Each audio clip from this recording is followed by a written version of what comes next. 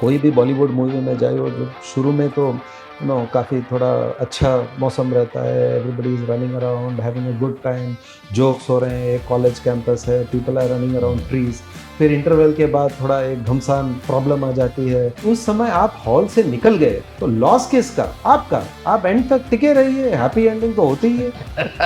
Correct. मैं तो मानता हूँ कि एक्चुअली जब आप इसके बारे में सोचते हैं, जीना तो आपको तब बंद होता है जब आपकी लास्ट सांस होती है ना, तो तब को आपका इन्वेस्टमेंट पोर्टफोलियो को तो चलना ही पड़ेगा। जब आप उस हिसाब से देखते हैं, then actually the investor's life time with the company और with the investment is not 10 years और 20 इयर्स, वो तो 30 साल, 40 साल, 50 साल की जर्नी हो गई।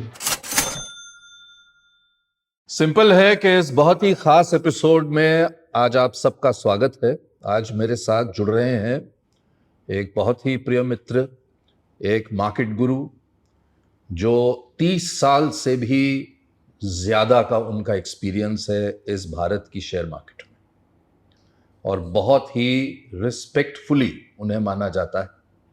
कई जगह काम किया उन्होंने, बहुत बड़ी बड़ी फर्म्स के साथ, बहुत करीब से बाजार को देखा है। आज मैनेजिंग डायरेक्टर और सीईओ हैं यूटीआई म्यूचुअल फंड के। वेत्री सुब्रमण्यम, जिनका चेहरा आप सब देख चुके हैं बहुत बार और फॉलो भी करते हैं उनके एडवाइस को। तो आइए आज उनसे समझते हैं कि बाजार और इक्विटी हो या डेट हो, किस तरह से आप फाइनेंशियली लिटरेट हो सकते हैं। बहुत बहुत धन्यवाद वेत्री। अच्छा लग रहा है फेस टू फेस बैठ के आपसे बात बहुत सालों के बाद। बहुत सालों के बाद। ऑनलाइन पे तो होती रही बात, लेकिन वो बात ही अलग है आपके साथ बैठ के। बहुत कुछ सीखा है मैंने आपसे, और इसके लिए मैं आपका बहुत आभारी हूँ कि जब आपको मैंने इंटरव्यू किया हमेशा कुछ ना कुछ सीख के निकला हूँ। तो आज भी यही कोशिश है, सिंपल है में हम यही कोशिश करते हैं। जो आप बहुत पैशनेट हैं फाइनेंशियल लिटरेसी के बारे में, तो हमारी यही कोशिश रहती है कि एक सिंपल तरीके से लोगों को समझाएं इस देश के कि क्या है बाजार एग्जैक्टली। तो मेरा पहले जी, मैं एक चीज़ बोल देता हूँ, जैसे कि आपने इंट्रोडक्शन दिया मेरा कि मार्केट गुरु है। मैं अपने को मार्केट नहीं गुरु मुझे नहीं मालूम मानता है हूँ। मैं एक्चुअली किसी को मार्केट गुरु नहीं मानता हूँ, मार्केट ही गुरु क्योंकि जो मार्केट में है उनको यही सोचना चाहिए कि वो मार्केट के शिष्य हैं। शिष्य नहीं, मैं समझ। सिर्फ एक चीज़ है कि जो बंदा 2 बार ट्यूशन फी देता है सेम लेसन लर्न करने के लिए, वो मार्केट से निकल जाते हैं।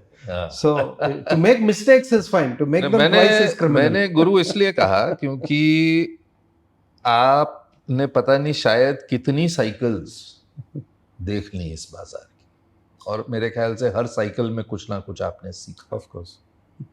और मार्केट में मैं मानता हूं कि जिसने जितनी ज्यादा साइकिल्स देखी उतने ही वो ज्ञानी हुए।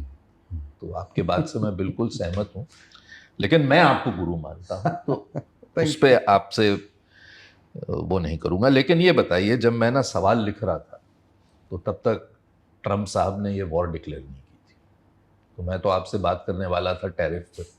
अब यहाँ तो युद्ध छिड़ गया। क्या किस तरह से आप इस पूरे जियोपॉलिटिकल अब सिचुएशन को देख रहे हैं?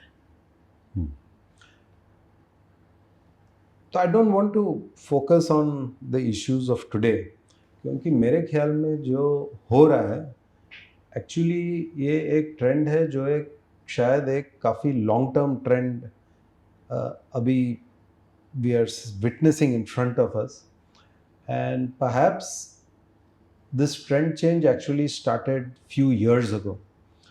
देखिए, फॉर पीपल लाइक मी जिनका करियर 1992 में शुरू हुआ था, we have only seen one kind of world, particularly जब बर्लिन वॉल का फॉल हुआ था, the entire eastern USSR bloc collapsed. वहाँ से लेके we have only seen one trend, which is the trend of globalization, which is the trend of open borders, particularly for trade, and of course for services, and very free movement of capital.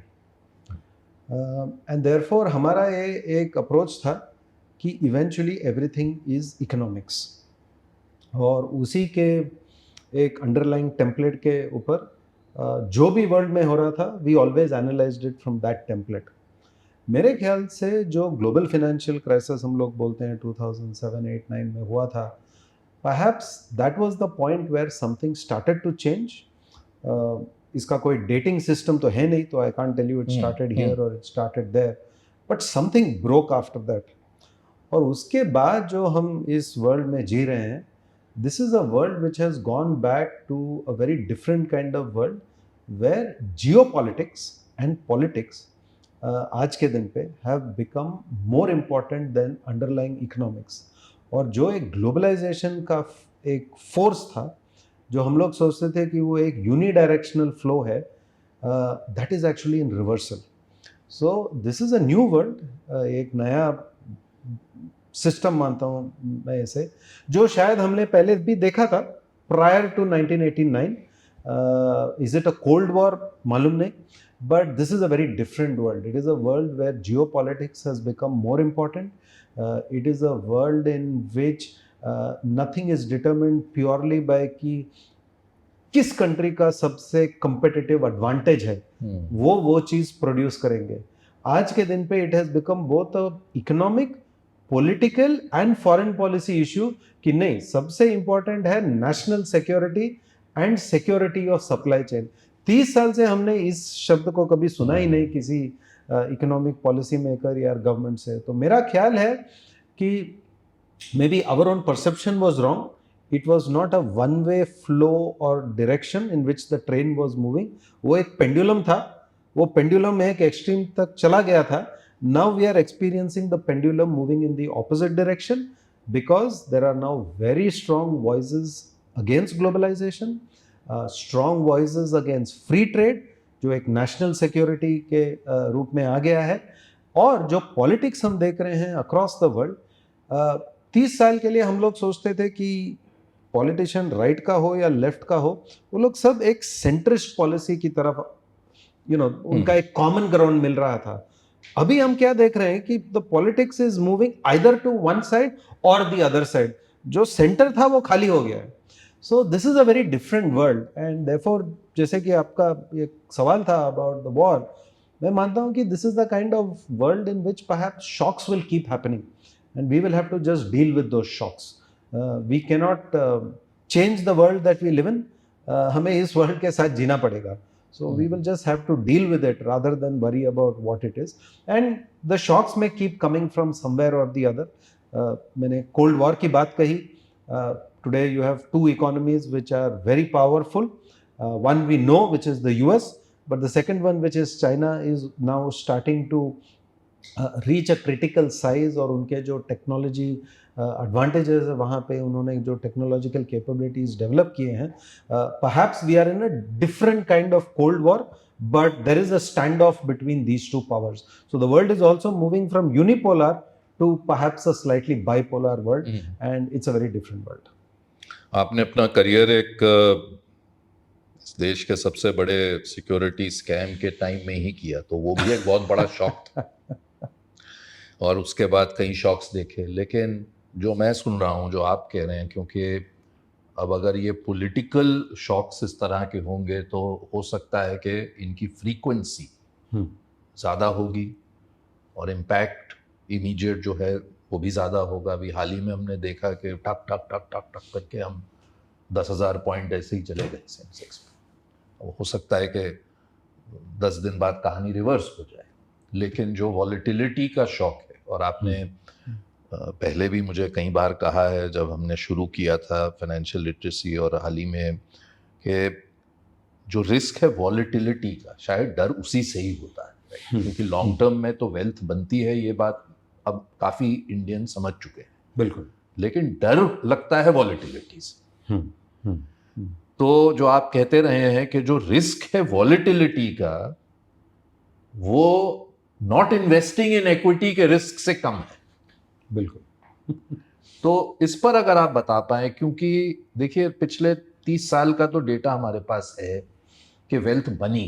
अब बहुत कम लोगों ने बनाई भारत में, नहीं टिके पूरे 30. Correct. तो वो अलग बात है, वो बिहेवियरल चीज है, उस पर भी बात करेंगे. लेकिन ये शॉक्स आते रहेंगे, भारत ग्रो करता रहेगा, ये आप मानते हैं कि क्या आज जब हम बैठे हैं एक छोटा निवेशक है, वो देख रहा है कि घर पे सिलेंडर नहीं आ रहे या ब्लैक में सिलेंडर बिक रहे हैं, तो वो इसका क्या मतलब निकाले कि भाई दुनिया खत्म हो रही है, मैं बेच दूं? नहीं, अच्छा सवाल है। I will put it in this context. जैसे कि आपने कहा था कि वन इज़ हम लोग इन्वेस्ट क्यों करते हैं, बिकॉज आज के दिन पे शायद किसी का इनकम उनके is enough to meet their expenses, और उनको एक नेस्ट एग बनाना है फ्यूचर के लिए, और अगर उस पैसे को अच्छी तरह संभालना है, उसके ऊपर एक अच्छा रिटर्न आपको चाहिए, तो आपको वो इन्वेस्ट तो करना ही पड़ेगा। And I think you said it very nicely कि the biggest risk is not investing, क्योंकि फिर तो the value of your savings gets eaten away by inflation. And जो मैनी जो कई सालों से इंडियंस के सबसे प्रिफर्ड इन्वेस्टमेंट एवेन्यू था, जो था fixed deposits, we know that it is not really the best avenue for you to create wealth. So उस हिसाब से मैं मानता हूँ कि सबसे बड़ा रिस्क किसी इंडिविजुअल का है, उनके करियर में, उनके वर्किंग लाइफ में है, वो ये है कि मैंने इन्वेस्ट तो किया ही नहीं। चलो आपने इन्वेस्ट कर लिया, तो आपको किस तरफ के रिस्क आपके सामने आएंगे? तो मैं मानता हूँ इसमें दो किस्म के रिस्क हैं। एक तो है कि आपका पूरा कैपिटल वाइप आउट ही हो जाएगा, करेक्ट। ये जो आप इक्विटीज़ में जब पैसा डालते हैं, और पर्टिकुलरली मैं म्यूचुअल फंड की बात लूँगा, वहाँ पे जब आप किसी mutual fund scheme, equity scheme में इन्वेस्ट करते हैं, एक बात आप याद रखें, आप एक कंपनी में नहीं इन्वेस्ट करें, आप डाइवर्सिफाइड पोर्टफोलियो में इन्वेस्ट कर रहे हैं। और ये डाइवर्सिफाइड पोर्टफोलियो का एडवांटेज है कि वो डाइवर्सिफाइड पोर्टफोलियो हिस्ट्री में हमने देखा है वो कभी जीरो नहीं होता है। उसमें मार्क टू मार्केट लॉसेस हो सकते हैं, लेकिन अगर वो एक अच्छा डाइवर्सिफाइड पोर्टफोलियो है, तो it is capable of enabling you to achieve your financial goals. जैसे कि हम यूटीआई में बोलते हैं कि हक एक बेहतर जिंदगी का इन्वेस्टर के लिए, वो आप एक डाइवर्सिफाइड पोर्टफोलियो के तरीके से कर सकते हैं, पर्टिकुलरली बिकॉज वो एक expert professional is also managing it for you. तो ये जो वॉलेटिलिटी जो है, मैं मानता हूँ निवेशक को इस तरफ सोचना चाहिए कि वो एक अपॉर्चुनिटी है। इस वॉलेटिलिटी को कैसे टैकल करें, उसके लिए मैं मानता हूँ कि 3 थिंग्स बिकम वेरी इंपॉर्टेंट। एक तो जैसे आपका हर महीने का कोई इनकम आता है, हर महीने के एक्सपेंसेस आते हैं, आप हर महीने इन्वेस्ट कीजिए, तो जो वॉलेटिलिटी है वो आपका फ्रेंड बन जाता है। क्योंकि जब मार्केट ऊपर की तरफ है और वैल्यूएशंस हाई हैं, तो आपको उस प्राइस पे कम यूनिट मिलते हैं when you do a SIP.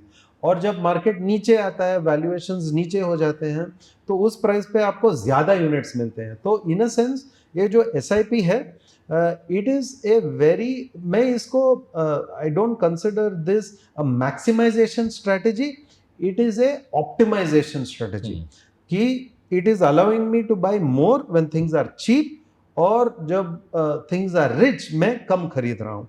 तो the best way to manage volatility is the simple tactic of a SIP. चलो, that has solve the problem कि आप ये एक वॉलेटाइल एसेट क्लास में कैसे आपका रिस्क मैनेज कर सकते हैं। दूसरी चीज जो है वो है एसेट एलोकेशन। हर इन्वेस्टर, हर निवेशक को एसेट एलोकेशन के बारे में सोचना ही पड़ेगा कि मैं हर एसेट क्लास में कितना पैसा डालना चाहता हूँ, मेरे कौन से जो गोल्स हैं वो 30 साल के गोल्स हैं, मेरे कौन से जो गोल्स या नीड्स हैं जो 1 साल के नीड्स हैं। 1 साल के नीड्स के लिए आप इक्विटी की तरफ नहीं आ सकते हैं, उसके लिए तो कैश प्रोडक्ट्स हैं, लिक्विड प्रोडक्ट्स हैं, मैनी फिक्स्ड इनकम प्रोडक्ट्स जो म्यूचुअल फंड इंडस्ट्री ऑफर करती है, which can meet those requirements. तो आपको अपने पोर्टफोलियो में एक बैलेंस लेके आना चाहिए बेस्ड ऑन योर गोल्स कि मेरा कितना एलोकेशन कौन से एसेट क्लास में होना चाहिए। एंड ऑफ कोर्स आज के दिन पे I would say there are many investors, निवेशक हैं जो रियल एस्टेट भी उनके पोर्टफोलियो में है, गोल्ड भी है उनके पोर्टफोलियो में, so there are many asset classes. लेकिन ये एसेट एलोकेशन का बेनिफिट क्या है कि अगेन उसका एक ही बेनिफिट है कि वो वॉलेटिलिटी को कम कर देता है। और जो वॉलेटिलिटी कम हो जाती है, तो उसमें हम वॉलेटिलिटी जो बोलते हैं ना, तो people think that is just a measure of financial markets. मैं मानता हूं कि जब वॉलेटिलिटी कम हो जाती है आपकी पोर्टफोलियो में, आप रात में अच्छे सोएंगे, बिल्कुल। And that is a benefit which is very very important. So when you practise systematic investment through SIP, you are benefiting from volatility. जब आप डाइवर्सिफिकेशन अक्रॉस एसेट क्लासेस करते हैं, तो आपका ये asset allocation also enables you to manage the volatility. फिर लोग बोलते हैं अरे यार जब मुझे पैसा चाहिए तब ये वॉलेटिलिटी तो मुझे परेशान करती है। मैं बोलता हूँ उसका भी एक सोल्यूशन है कि म्यूचुअल फंड इंडस्ट्री जो है हम लोग सिस्टमैटिक विड्रॉल प्लान ऑफर करते हैं। तो जैसे कि आपने एसआईपी यूज किया वॉलेटिलिटी से बेनिफिट करने के लिए, वैसे the SW can help you manage the volatility जब आपको पैसों की जरूरत है, जब शायद आपके एक्सपेंसेस आपके इनकम से कम हो जाते हैं and you are looking for the investments to provide you that balancing stream of income. तो जब आप ये तीनों चीज एक तरफ से देखते हैं, it will help you manage all the volatility that can otherwise trouble you। and मैं हमेशा यही इन्वेस्टर को बोलता हूँ कि देखिए आपका जो एसेट एलोकेशन का जो फॉर्मूला है वो आपके लिए सही है, वो दूसरे बंदे के लिए शायद सही नहीं रहेगा, क्योंकि पर्सनल फाइनेंस इज पर्सनल, उसके कोई मैजिक फार्मूला नहीं रहते हैं। और सबसे इंपॉर्टेंट रिस्क मैनेजमेंट ये है कि आपको रात को नींद अच्छी आनी चाहिए। अगर आपके पोर्टफोलियो में इतना रिस्क है कि आप रात को सो नहीं पा रहे तो उस पोर्टफोलियो का कोई फायदा नहीं। तो ये बताइए वेत्री के जो फर्स्ट पार्ट है एसआईपी, वो तो दर्शा ही रहा है कि निवेशक उसमें काफी अच्छी तादाद से जुड़ रहे हैं और एसआईपी बुक काफी स्टेबल भी रही है और स्टेबल तरीके से ग्रो भी कर रही है। प्रॉब्लम एसेट एलोकेशन की है, क्योंकि उतने एडवाइजर्स हमारे देश में हैं नहीं जो किसी के साथ बैठकर उन्हें एसेट एलोकेशन समझाएं। तो हम एक वन एसेट क्लास टाइप के लोग बन जाते हैं, या तो सारे पैसे एफडी या सारे पैसे रियल एस्टेट, अब गोल्ड चला तो सारे पैसे गोल्ड। और अभी भी मैं देख रहा था कि कई आपके जो बड़े एक्सपर्ट्स हैं मार्केट के, वो जिन्होंने एसेट एलोकेशन कर रखी है, उन्होंने लिखा भी है कि मार्केट गिरी 10%, मेरा पोर्टफोलियो गिरा 2%। तो जैसे आपने कहा 2% के साथ नींद ठीक आ सकती है, 10% के साथ नहीं आती। तो अभी जैसे आपकी इंडस्ट्री ने ये multi asset allocation funds launch किए, हालांकि आपने कहा कि हर इंसान का एसेट एलोकेशन अलग होना चाहिए, लेकिन कोई अगर बिगिनर है, तकलीफ हमारे देश में यही रही है ना, हम आते हैं इक्विटी में सारे पैसे लगाते हैं, करेक्ट, फिर जब गिर जाते हैं तो फिर हम कहते हैं तो एसेट क्लास ही खराब। नहीं, ये बिल्कुल आपने बात सही कही है। पहले तो मैं चीज़ ये बोलूँगा कि आपको समझना चाहिए कि एसेट एलोकेशन का बेनिफिट क्या है। एसेट एलोकेशन का बेनिफिट ये नहीं है कि आप उसी एसेट क्लास में रहेंगे जो उस साल अच्छी करेगी। वो एक मैक्सिमाइजेशन स्ट्रेटेजी बन गया। आप ये समझिए कि asset allocation is a optimization strategy, it is not a maximization strategy, it is not a minimization strategy। तो उसका बेनिफिट ये है कि वो पोर्टफोलियो वॉलेटिलिटी को थोड़ा कम करता है, जैसे कि आप सोच सकें। वो आपको रिटर्न मैक्सिमाइजेशन नहीं करने वाला है। लोग कभी कभी ये सोचते हैं कि अरे अच्छा एसेट एलोकेशन मतलब इस साल इक्विटी चलेगा तो मैं पूरा इक्विटी में रहूंगा, अगला साल सिर्फ डेट चलेगा तो मैं पूरा डेट में जाऊंगा, उसके बाद शायद गोल्ड करेगा। तो that is not asset allocation, that is market timing. और वो तो मैं 30 साल के एक्सपीरियंस से बोल सकता हूँ कि दैट इज वर्चुअली इम्पॉसिबल कि कोई बंदा कर सकता है, तो और for that matter any woman. So therefore अब वो चीज़ एक याद रखिए कि asset allocation is meant to manage the risk, not to maximise the return. Second thing जो लोग इसमें भूल जाते हैं कि जब हमने ये कंपाउंड इंटरेस्ट का फॉर्मूला सीखा था, मेरे ख्याल से 5th स्टैंडर्ड 6th स्टैंडर्ड में कभी क्लासरूम में सिखाया था, तो हमको सब फॉर्मूला तो मालूम है कि amount is equal to P into 1 + R raise to the power n, correct. लेकिन प्रॉब्लम क्या है ना कि सब ने यही दिमाग में रखा है कि यार इसमें सबसे इंपॉर्टेंट चीज़ जो है वो है R। R क्या है? R is the rate of return. तो सबका ध्यान सिर्फ उसी के ऊपर है कि हर साल में मेरा वो R क्या रहेगा। लेकिन एक्चुअली जो हम बोलते हैं ना इंडस्ट्री में मैजिक ऑफ कंपाउंडिंग, वो magic of compounding is not in R, it is in N, and N is the time that you spend and you remain invested। तो ये मैं हमेशा इन्वेस्टर्स को याद दिलाता हूँ कि देखिए आप R के पीछे मत भागिए। वो R काफ़ी एक वॉलेटाइल नंबर है, कभी ऊपर रहेगा कभी नीचे रहेगा। लेकिन जब आप N के ऊपर आप एम्फेसिस देंगे कि नहीं मैं यहाँ पे 10 साल के लिए, 15 साल के लिए, 20 साल के लिए टिका रहूँगा, then you will get the benefit of that compounding. और ये जो चीज़ है ना, ये एक बॉलीवुड मूवी की तरफ ही है आप कोई भी बॉलीवुड मूवी में जाए हो, जो शुरू में तो काफ़ी थोड़ा अच्छा मौसम रहता है, everybody is running around having a good time, jokes हो रहे हैं, एक कॉलेज कैंपस है, people are running around trees. फिर इंटरवल के बाद थोड़ा एक घमसान प्रॉब्लम आ जाती है, कोई झगड़ा हो जाता है, people fall out of love, there are रोना चैलेंजेस। आता है, हाँ, कोई रोना धोना सेंटी हो गाना आ जाता है। जाता हाँ, है। अभी उस समय आप हॉल से निकल गए तो लॉस किसका? आपका। आप एंड तक टिके रहिए, हैप्पी एंडिंग तो होती ही है। करेक्ट। लेकिन लोग उस समय घबरा जाते हैं, लेकिन बॉलीवुड मूवी में कभी तो निकलते नहीं है, राइट? सो मैं बोलता हूँ उसी तरफ आप इन्वेस्टमेंट में भी टिके रहिए, क्योंकि सबसे इंपॉर्टेंट जो है वो एन है, नॉट आर। तो once people are able to reset that thought process, मेरे ख्याल से then they will be able to remain invested for longer.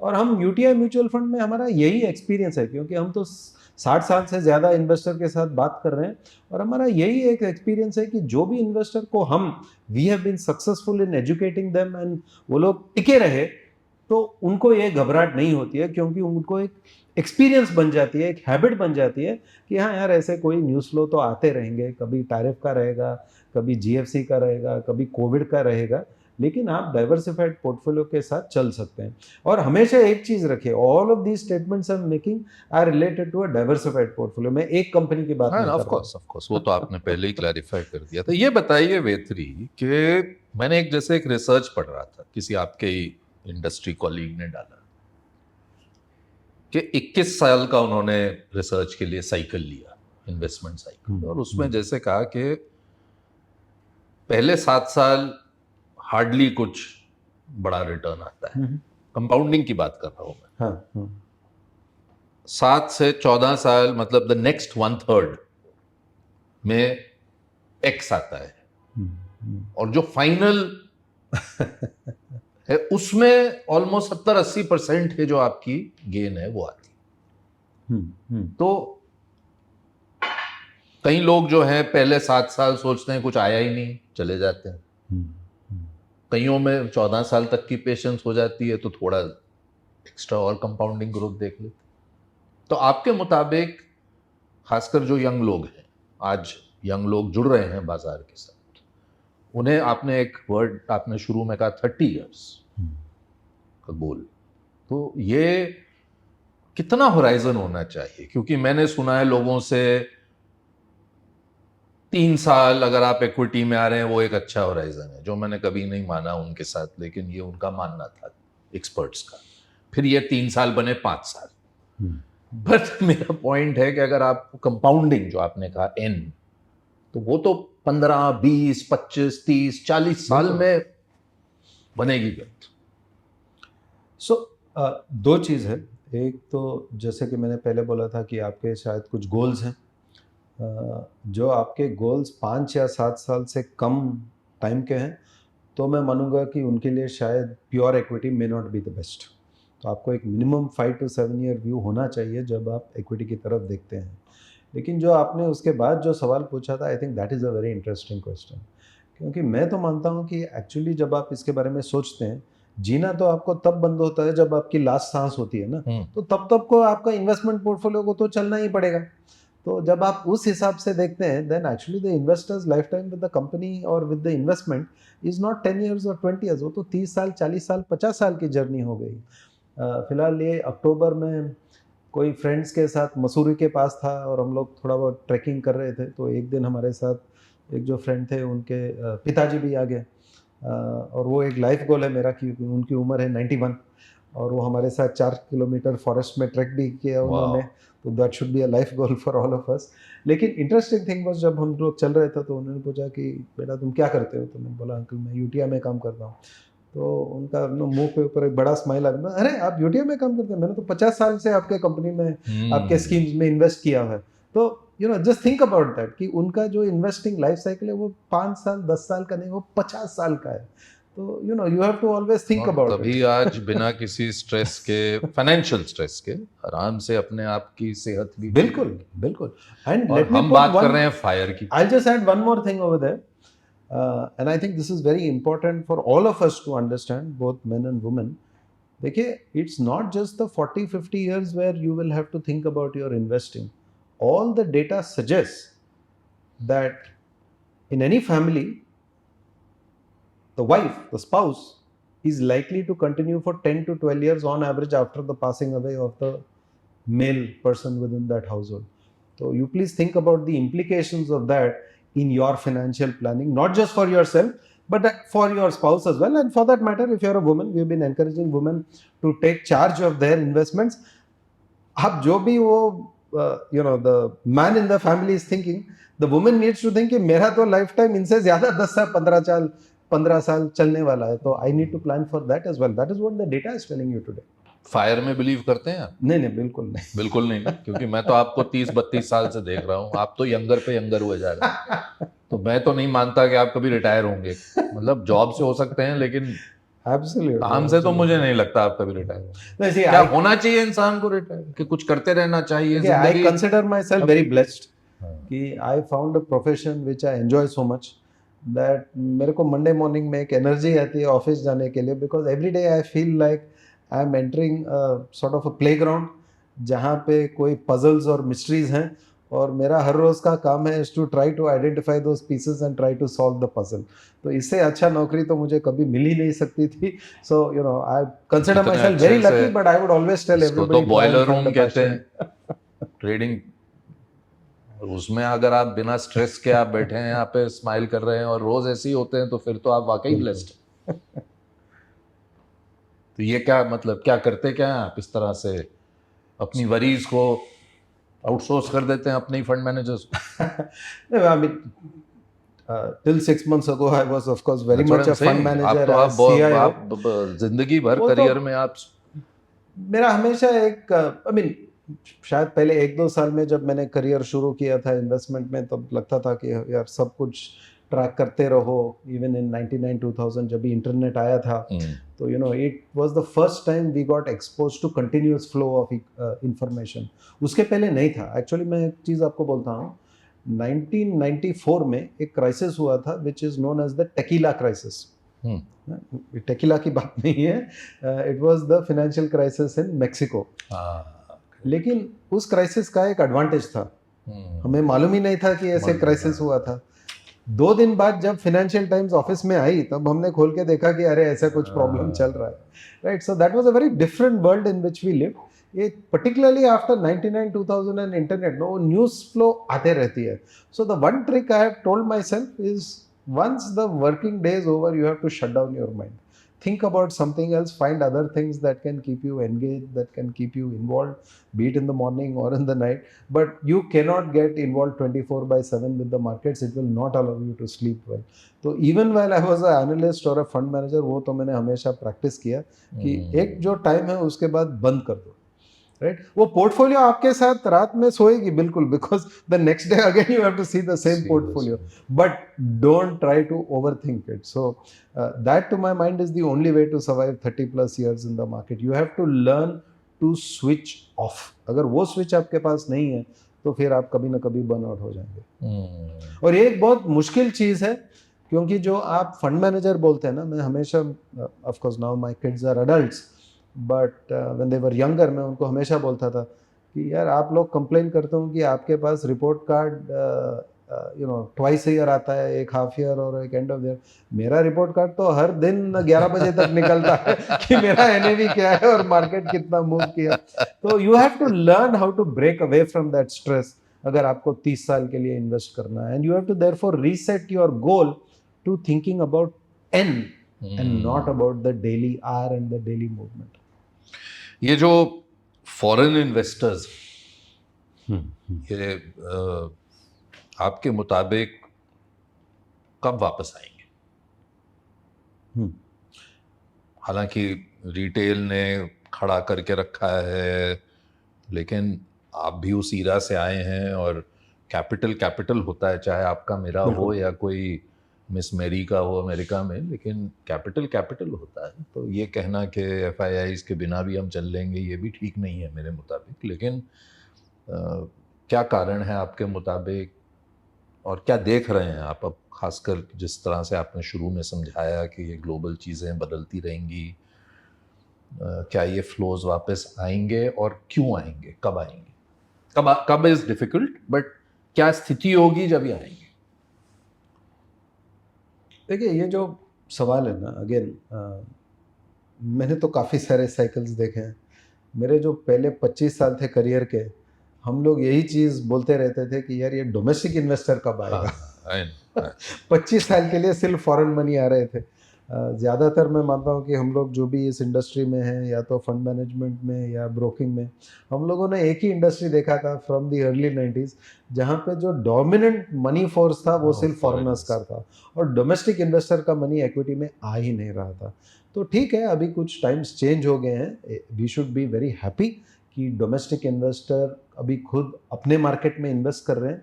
और मैं इसको एक इम्पॉर्टेंट चीज़ मानता हूँ, not from the point of view of counter balance. देखिए, मेरा तो मानना है कि markets will find their own level. कौन खरीदता है, कौन बेचता है, उससे क्या मार्केट को क्या उसकी पता। बिल्कुल परवाह नहीं है, और उनकी नेशनैलिटी क्या है उसे तो बिल्कुल बिल्कुल ही उसकी परवाह नहीं, परवाह है ही नहीं, absolute. Right, that is irrelevant. लेकिन अगर जो इंडियन इकोनॉमी ने इतना अच्छा किया है पिछले 20-25 सालों में, उसने इन्वेस्टर्स के लिए इतना अच्छा रिटर्न डिलीवर किया है, तो ये वो 25 साल रिटर्न किसके पास गए? एक्चुअली तो वो फॉरेनर्स के पास गए, क्योंकि बिल्कुल हम लोग तो थे ही नहीं मार्केट में। बिल्कुल। But it is a sign of the strength of the economy today कि हम लोग अभी एक धीरे धीरे $5 ट्रिलियन इकोनॉमी के पास जा रहे हैं। There is a large savings pool. अभी इस सेविंग्स पूल को कहीं पे एक इन्वेस्टमेंट एवेन्यू चाहिए, दूसरे साइड पे इन्वेस्टर्स खड़े हैं जिनको कैपिटल चाहिए, क्योंकि उस कैपिटल के साथ वो बिजनेस को खड़ा करते हैं, उसको ग्रो करते हैं और आगे निकलते हैं। तो this is a symbiotic relationship between the investor and the entrepreneur. तो मेरे ख्याल से एक अच्छा चीज़ है कि today it is Indians who are also providing the capital. लेकिन सब चीज़ों में साइकिल है। तो ये एक साइकिल है जिसमें हमने देखा है कि पिछले 5 सालों में शायद फॉरेनर्स की एक्टिविटी नेट नेट थोड़ी कम रही है, और डोमेस्टिक इन्वेस्टर्स की इन्वॉल्वमेंट ज़्यादा रही है। मैं इसका मानता हूँ कि काफ़ी सारे चीज़ें इसके अंदर, एक तो शायद इंडिया में वैल्यूएशंस काफ़ी ऊपर निकल गए थे, तो that gave them some discomfort. उनको many cases they were finding better opportunities elsewhere. तो it is a combination of things, but I don't think it is permanent.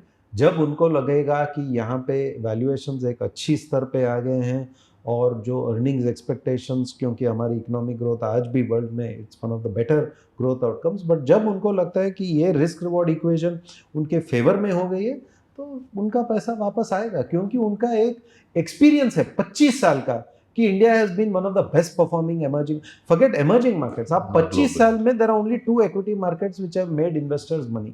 One is the US, second is India. तो उनका वो experience है कि हमने यहाँ पैसा बनाया है, क्योंकि यहाँ पे ग्रोथ है, यहाँ अच्छे एंटरप्रेन्योर्स हैं, यहाँ अच्छा कॉर्पोरेट गवर्नेंस है, और जो आपने सही कंपनी को बैक किया, तो it has created significant amount of gains. तो I think it's just a question of resetting the data points at a level जो उनको अच्छा लगेगा। You will once again see their flows, but as I said ये सब cyclical हैं, तो there is साइक्लिकलिटी इन इससे ऑल ज्यादा फ्लोज। हमें चिंतित नहीं होना चाहिए। नहीं होना चाहिए। आपसे ही मैंने कभी सुना था ओवर द इयर्स के markets are slaves of earnings. बिल्कुल। तो पिछले कुछ सालों से वो भी उतनी, पोस्ट कोविड खासकर इतना बड़ा इवेंट आया, कैपेक्स तो प्राइवेट सेक्टर का मैं काफ़ी टाइम से ही सुन रहा हूँ कि भाई कब टर्न होगा, कब टर्न होगा। वो एक अलग इशू है, लेकिन जो अर्निंग्स है साइकिल, उस पे भी कई एक्सपर्ट्स ने कहा कि लास्ट क्वार्टर जो अभी ख़त्म हो गया उसमें टर्न अराउंड होगा। कईयों का ये मानना था ये जो अभी मार्च 31 क्वार्टर है इसमें अब ये युद्ध हो गया। अर्निंग्स की स्थिति आपके मुताबिक क्या? क्योंकि जो फंड मैनेजर्स आप जैसे जो दिग्गज हैं वो सिर्फ कंपनी नहीं देखते, वो कंपनी किस प्राइस पर है वो भी देखते हैं। बिल्कुल, वैल्यूएशन। Right, valuation. कोई चीज़ बहुत बढ़िया हो सकती है लेकिन मैं उसे 200 रुपये में नहीं लूँगा, मैं 100 में ही लूँगा। तो प्राइसिंग, जैसे आपने पहले कहा, वैल्यूएशन भी, तो इन दोनों चीज़ों पे वैल्यूएशन और अर्निंग्स आर लिंक्ड ओनली। आपके मुताबिक इस वक्त क्या स्थिति है भारत के मार्केट की? देखिए, अगर आप अगेन ऑलमोस्ट अगर आप 20 साल का डेटा देखेंगे, तो on average earnings growth is about 12%। और अगर आप निफ्टी 50 की बात कर रहा हूँ मैं, और अगर आप निफ्टी 50 का रिटर्न देखेंगे, that is also close to about 12-13%। Correct. Right. तो इसीलिए मैं हमेशा बोलता हूँ कि they are slaves to earnings eventually. Right. और मैं वर्ड अर्निंग्स यूज़ करता हूँ क्योंकि some people look only at profit. Profit is not the right number, क्योंकि we are more concerned with earnings per share rather than just profit.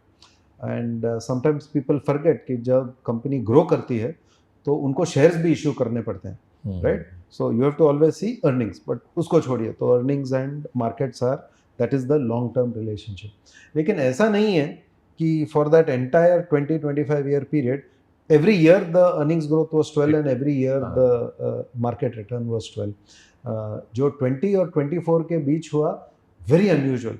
अगर मार्च 2020 जब हम लोग लॉकडाउन में घर के अंदर लॉक्ड इन थे, अगर किसी ने मुझे बोला होता कि वेट्री तुमको मालूम है कि अगले 4 साल में अर्निंग्स डबल होने वाले हैं, मैंने तो उसको बोला कि तुम यार पागल हो, मैं यहाँ पे घर पे बंधा पड़ा हूँ, I am more worried about health and security and safety of my family, और तुम बोल रहे हो कि market earnings will double in 4 years। लेकिन हो गया, it actually doubled between 20 and 24, unbelievable outcome. और उसके अगर पिछले 7 साल देखेंगे तो दी अर्निंग्स कंपाउंडिंग वाज बेयरली 5% और 6%, राइट? तो एक चीज है कि दिस इज नॉट क्लॉकवर्क, वो ऊपर नीचे होता रहता है। Simple point finally Vivek is this, the economy is capable of generating, in my opinion, 10 to 12% earnings growth going forward, slightly lower than what we have seen in the last 20-25 years, क्योंकि अभी economy की जो हम speed मानते हैं, which I consider the equivalent of nominal GDP growth, वो अभी 10% के पास है। जो पहले का जमाना था, it was closer to almost 13-14-15%, particularly in the mid 2000। अभी वो जमाना नहीं रहा, क्योंकि इंडिया इज वेरी क्लियर कि हमें मैक्रो स्टेबिलिटी प्रिजर्व करना है और उसके साथ ग्रो करना है। हमें ऐसे नहीं चाहिए कि हम 8-9% ग्रोथ पे पहुंच जाएं, 3-4 साल हो जाएगा और उसके बाद एक पूरा खराब नेगेटिव इम्पैक्ट आना चाहिए। तो that is the kind of economy we are in. अगर हम उस टाइप की इकोनॉमी है तो अर्निंग्स भी वो 10 से 11%, 12% की रेंज में रहेंगी, तो आपके रिटर्न एक्सपेक्टेशंस भी वहीं पे होने चाहिए। एक जो मैं मानता हूँ, हम लोग इन्वेस्टर्स के साथ काफ़ी वी कीप रिएटरेटिंग टू देम कि देखिए, जब आप किसी म्यूचुअल फंड का अभी पिछले 5 साल का रिटर्न देख रहे हैं ना, और आपको दिख रहा है 18%, 20%, 23%, वो पिछले 5 साल का रिटर्न है, क्योंकि वहां पे एंट्री प्राइस जो था वो काफी डिप्रेस था। बट आपके रिटर्न एक्सपेक्टेशंस 18-20% नहीं होने चाहिए, क्योंकि वो अर्निंग्स एक्सपेक्टेशन 10 या 11 की है on a long term basis.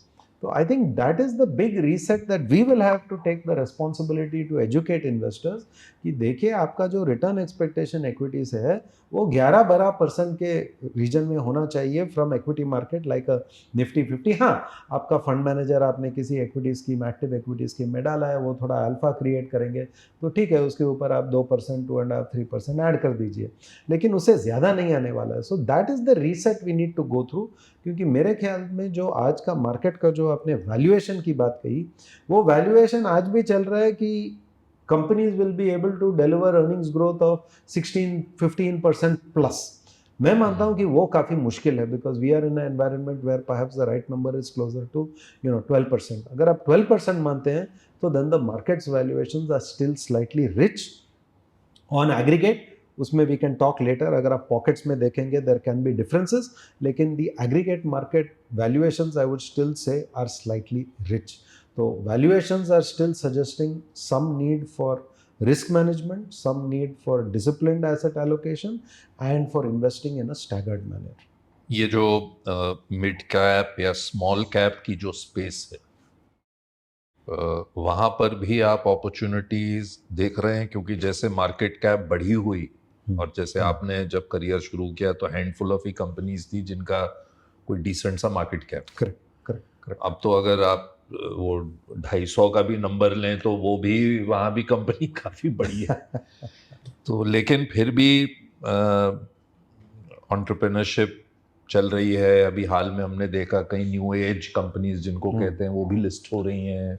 IPO market has been very buoyant last 1 or 2 years।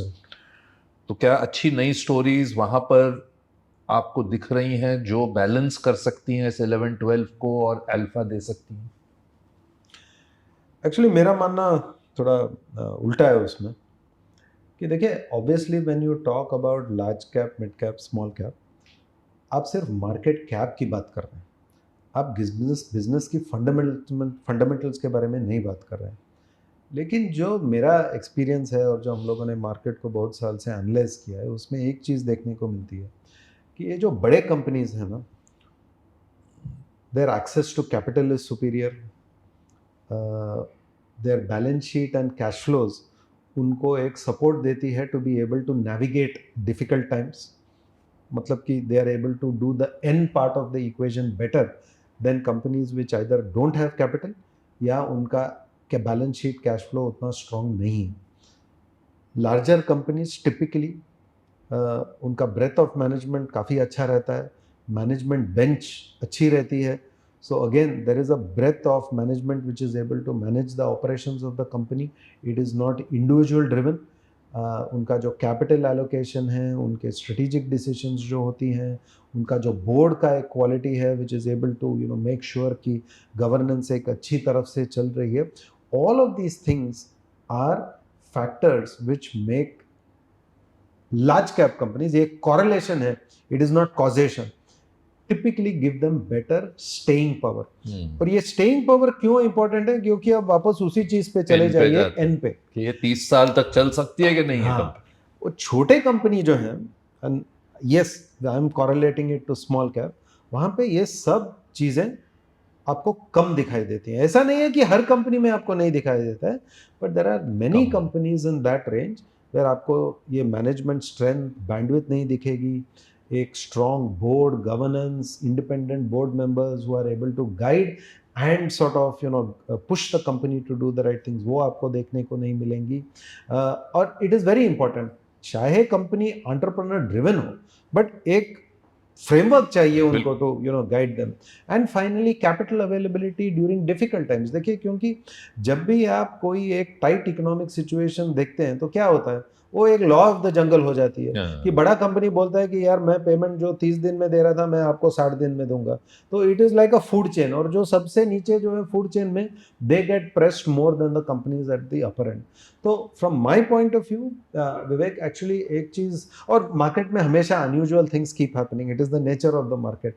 अगर आप 7 साल पहले मुझे बोलते थे कि अरे यार एक दिन आएगा अगले 7 साल में जब small cap companies will trade at valuation premium to large cap companies, में I would have laughed at you.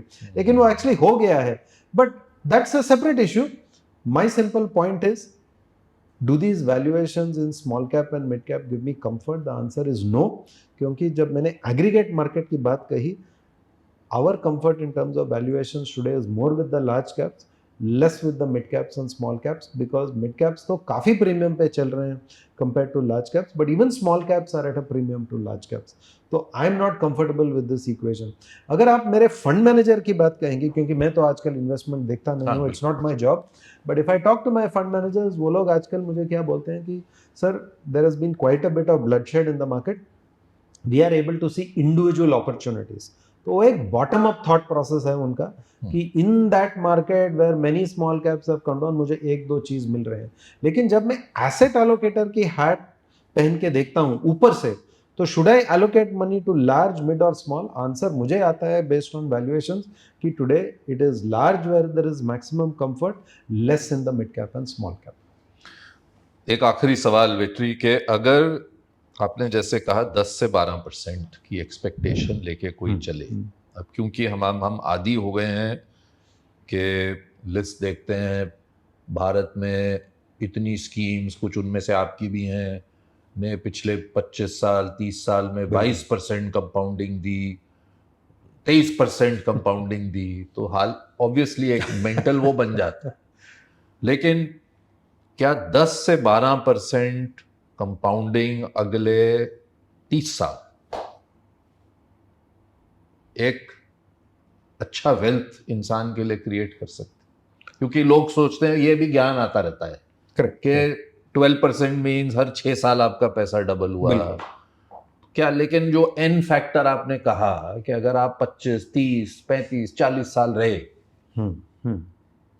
तो ये इनफ है क्या? इनफ तो चलिए बड़ा सब्जेक्टिव चीज है, किसी के लिए 50% भी इनफ नहीं है रिटर्न. लेकिन जो एक आम इंसान है जो घुस रहे हैं मार्केट में, एक्सपेक्टेशन जैसे आपने कहा, lot of your effort is now going into making people aware of, 10 से 12 में खुश रहना चाहिए इंसान को, अच्छा वेल्थ बन सकता है. बिल्कुल. And the reason for that is, देखिए आप इन्वेस्ट क्यों करते हैं? ए, because you are trying to build up that corpus for a later date जहाँ आपकी इनकम शायद ना हो या तो थोड़ी कम हो जाएगी. सेकेंडली, आप इन्फ्लेशन को टैकल करने के लिए इन्वेस्ट कर रहे हैं. देखिए ये इकोनॉमी बदल गई है. जब मैंने काम करना शुरू किया था तो हम लोग 8-9% इन्फ्लेशन देख के मानते थे कि हाँ यही नॉर्मल है. और मेरी माँ जो है आज भी बोलती है कि अरे वो 1996 में तुमने वो एक आईडीबीआई बॉन्ड्स दिलाए थे उस पे तो मुझे 18% मिल रहा था. लेकिन वो तो 18% मिल रहा था जब शायद सीपीआई 10-12% के ऊपर चल रही थी, राइट? तो आज के दिन पे इंडियन इकोनॉमी, जैसे कि मैंने बोला, we are prioritising macro stability. और वो जो आरबीआई एमपीसी का जो इन्फ्लेशन टारगेट है वो 4% है. अगर आपका इन्फ्लेशन 4% सीपीआई लेवल पे होने वाला है तो आपको उसके ऊपर 6-7% मिल गया, that is real return. But that is a fantastic real return. तो simple answer, should you be happy with 10-11%? Of course yes, because you are still making 6% premium compare to where the inflation number is. तो मेरा जो matrix है कि if we can, हमारा जो MPC का target है 4% इन्फ्लेशन, उसके ऊपर आप 100-200 बेसिस पॉइंट्स 10 ईयर जीसेक के लिए आप ऐड कर दें और उसके ऊपर आप 5-6% रिस्क प्रीमियम ऐड कर ले तो आप 12% पहुंच जाएंगे. And that is a very good premium to be able to earn over inflation, जो it can meet all your needs, may be not your wants and desires, but certainly it can meet your needs for, मुझे एक corpus बनाना है for the day when my income will be more limited and I will have to create income streams maybe through a SWP from my investment corpus. बहुत अच्छा लगा वेट्री, एक बार फिर आपसे बात करके. Thank you very much. Thank you so much. मैं यही उम्मीद करता हूँ, आपने यूटीआई एक बहुत पुराना, बहुत बड़ा ब्रांड है, आपने अब उसकी कमान पूरी तरह से फिर ले ली और इसको और आगे आप लेके जाएंगे, मैं यही प्रार्थना करता हूँ. और आपको बहुत सक्सेस मिले, अच्छी सेहत मिले, खुश रहें आप जैसे हमेशा रहें. Thank you. Thank you so much and thank you for a wonderful conversation. Thank you.